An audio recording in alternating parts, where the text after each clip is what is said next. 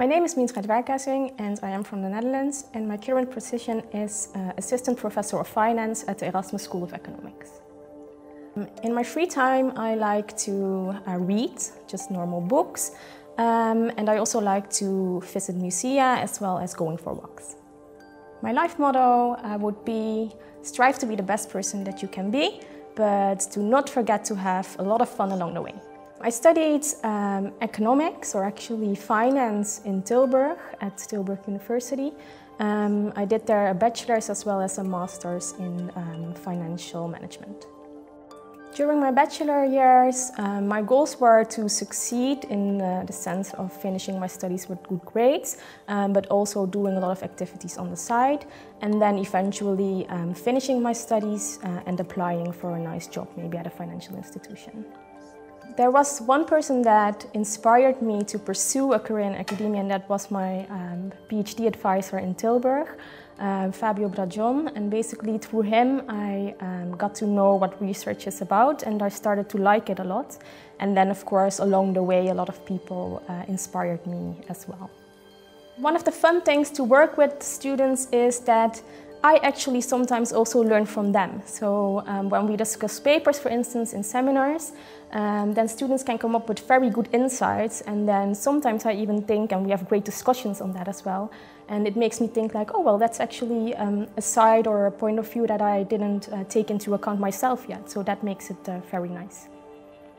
My main topics that I work on in terms of research are actually that I'm interested in seeing whether local factors still influence economic outcomes that we are very much interested in today.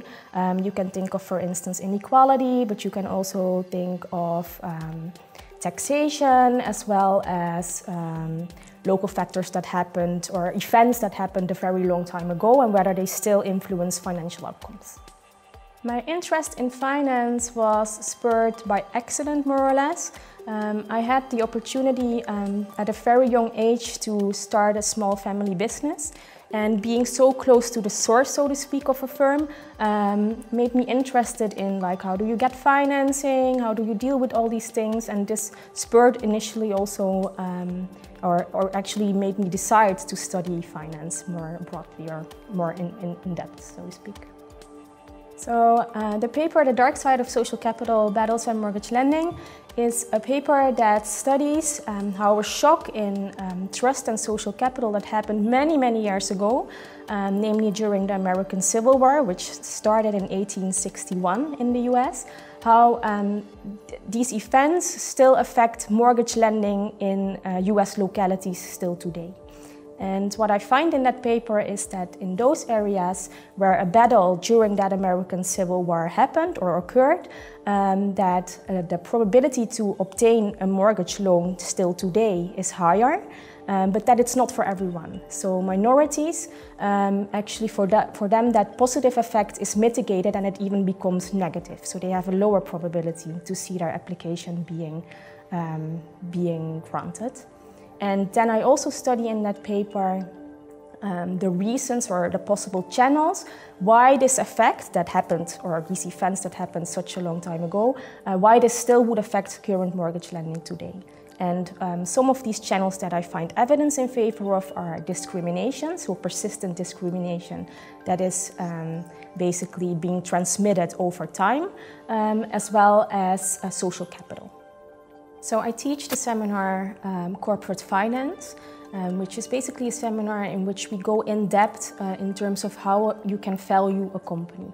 So if you as a student or as a prospective student would be interested in financing, and then in specific firms financing, and also how to value a company, which is of course also very important in terms of obtaining financing. You need to know what you are worth in order to be able to get financing eventually. So if you're interested in these topics, then it would be very nice to follow this seminar in corporate finance. The main reasons why I do research in this field is because I'm very interested in the big picture.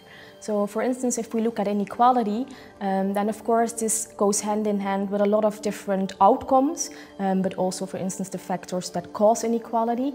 And these from a policy perspective are very interesting topics to look at. And that is actually the main reason why I'm, amongst others, am interested in researching inequality-related subjects. And I think also what is nice in terms of the Erasmus School of Economics is that they foster creativity also a lot. Because in order to be able to answer these big questions that impact society as well, it is very much or actually creativity comes in very handy. And I think that the Erasmus School of Economics is very open to creativity as well. And this makes it very nice in terms of a research environment, but also maybe probably as a study environment to choose for the Erasmus School of Economics.